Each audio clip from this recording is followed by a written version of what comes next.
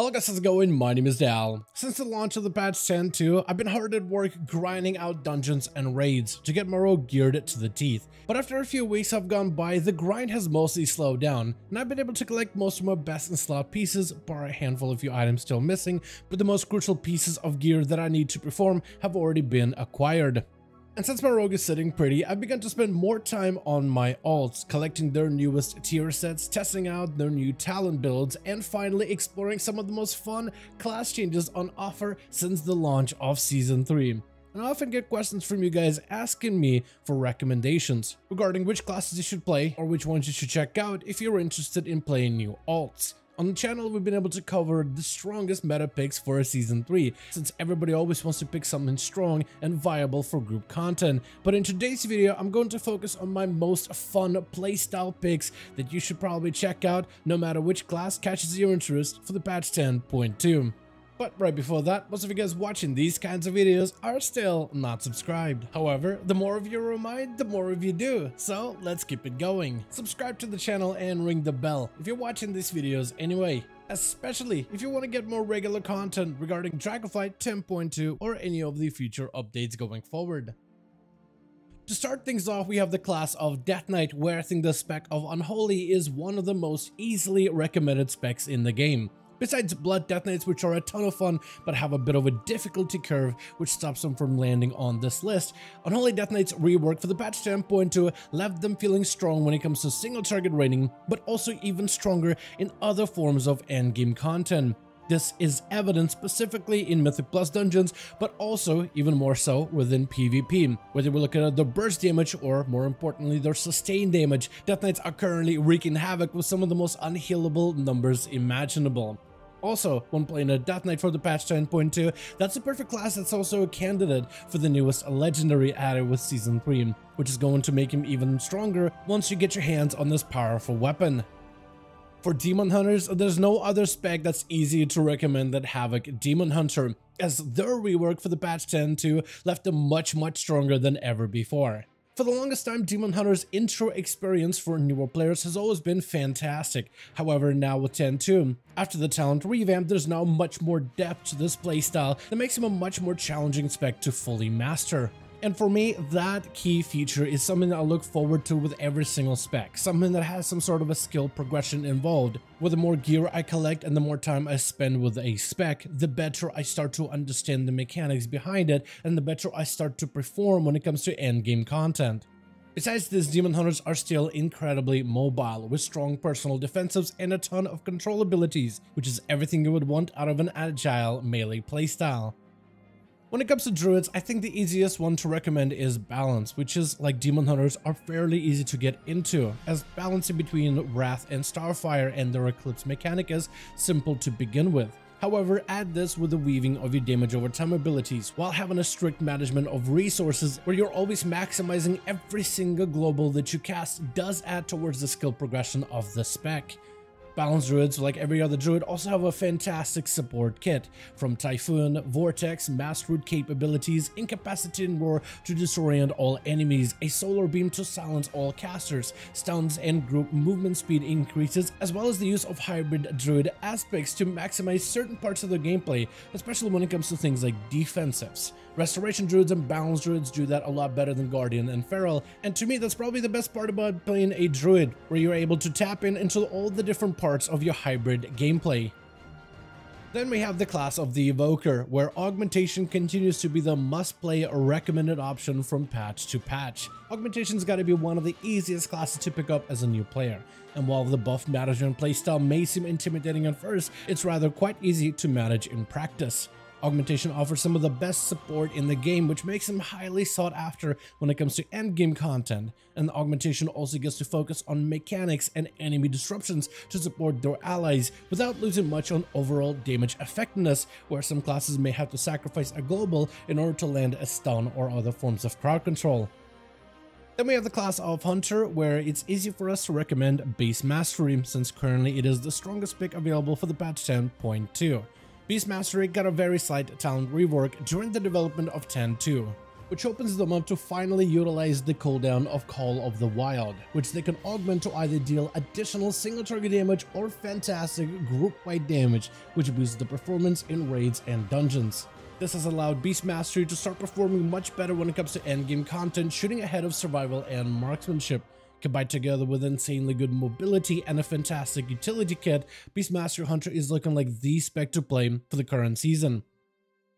Then we have the class of Mage, where I believe Frost Mage is one of the easiest specs to recommend. While I do enjoy some Arcane and Fire has been a ton of fun once you get enough gear, Frost spec is the easier to pick up compared to the two. On their own, Frost Mages are great for single target encounters, but also have baked-in cleave elements, which allows them to strike multiple targets at once without losing too much single target output. Frost Mages also can alter their build to perform better in AoE damage scenarios, especially when all of your targets are controlled and stacked together, which is quite easy to do since all of your Frost magic is tinged with the natural slowing components. Another benefit of Frost Mages is the fact that they share so much with Arcane and Fire, from abilities such as Blast Wave and Dragon's Breath to disrupt enemy mobs, to barriers, ice blocks, or ice scalds for defensives, as well as all the time mirror images and greater invisibility for defense. This means that individual specs such as Frost do not fall behind the other playstyles when it comes to their group utility. The only thing that's going to differ is their damage profile, and Frost I feel like has the most flexible one out of the three. Then we have the class of Monk, and surprisingly, I actually think Mistweaver is an easier recommend for the patch 10.2. Mostly because Mistweavers are finally kind of a meta pick for 10.2, which is very uncommon, so you might as well take advantage of the situation. Whether it comes to their raid healing profile or their dungeon healing, Mistweavers are proven to be a strong competitor with an endgame content. Particularly what I like about the Mistweaver healer is the melee healing mechanic, which is a nice middle ground for any player that normally plays a DPS role, but always wanted to experience what it's like to heal in dungeons, for example. If you play melee DPS like a rogue or a warrior, the Mistweaver might actually be more familiar to you, and might be that stepping stone playstyle in order to get you into endgame healing.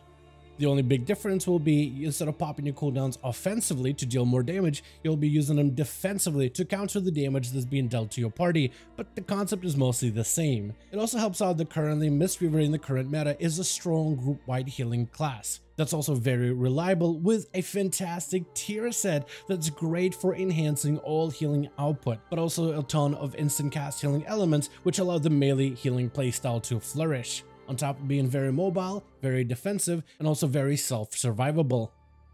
When it comes to Paladins, I think Retribution is still one of the easiest recommendations that I can offer, and currently Retribution Paladins output respectable single target or group-wide damage. Though there is a bit of rigidity right now in the talents where you can't really have a hybrid build. You are either really good at slaying bosses or really good in dungeons, but can't quite do both effectively. Retribution Paladins are also very defensive for a melee class, and can survive just about any encounter, whether they utilize their short-term defensives like the shield or wall, or straight up immunities to counter certain boss mechanics. Paladins also offer some of the best support tools in the game, with the battle res, emergency healing, blessing of sacrifice or protection, as well as dispels, stuns, AoE blinds, single target crowd control abilities, and even freedom to free your allies from any roots or slows. For the class of Priest, I actually would also recommend a second healer on this list, which is the Discipline Priest.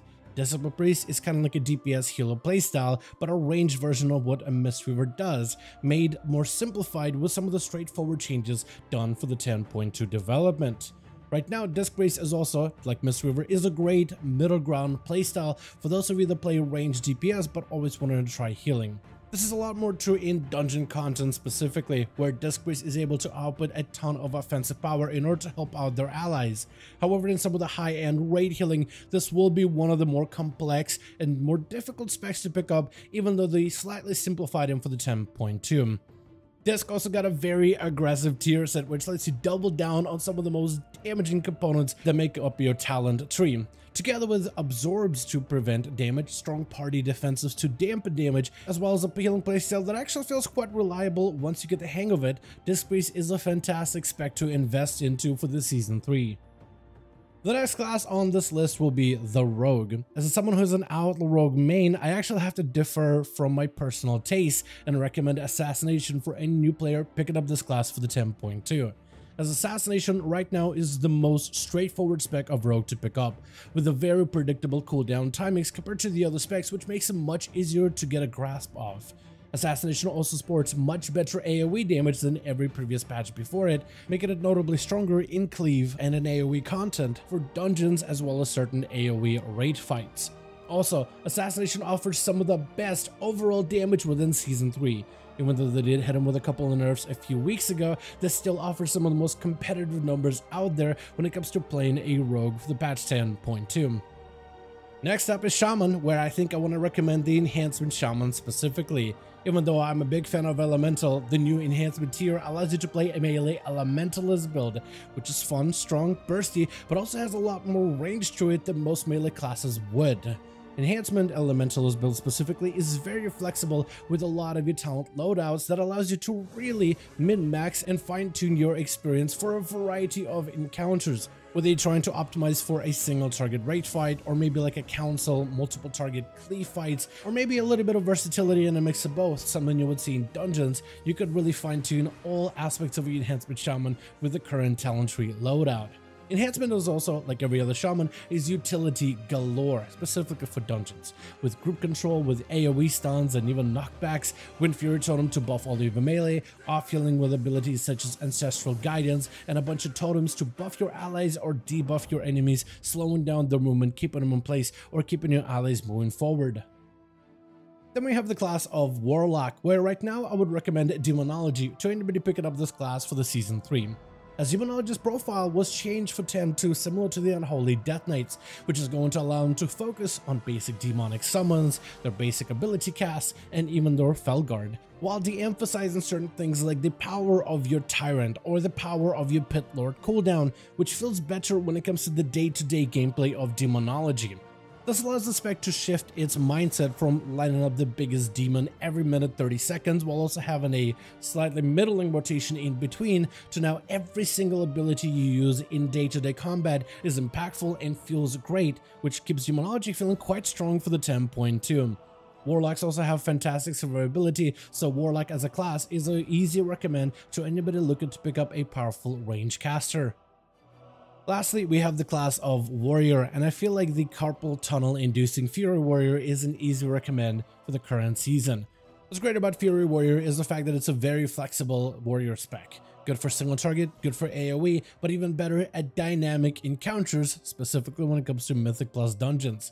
And compared to Arms, Fury is actually quite survivable, with its own personal self-healing from abilities such as Bloodthirst, the defensive of Enrage Regeneration, which gives you damage reduction and further augments Bloodthirst, as well as Spell Reflect to deal with threats of magic variety. And just like Unholy Death Knights, Fury Warriors are also a fantastic candidate for the newest legendary of the 10.2, which makes him unique among the few that can wield this powerful new weapon. As per usual, if you guys enjoyed this video or found it informative, go ahead and give it a thumbs up. I would very much appreciate it. And as always, in the description of every single video and live stream, we have a link to our Discord community channel. Probably the best place to reach out to me directly in case you want to let me know what you thought about this video or hang out with the rest of the community to discuss some of the upcoming changes. Join our Discord to become part of the community. But otherwise, thank you all so much for watching this video. I do hope you guys enjoyed. Let me know all of your thoughts down below. And as always, I'll see all of you guys in another video.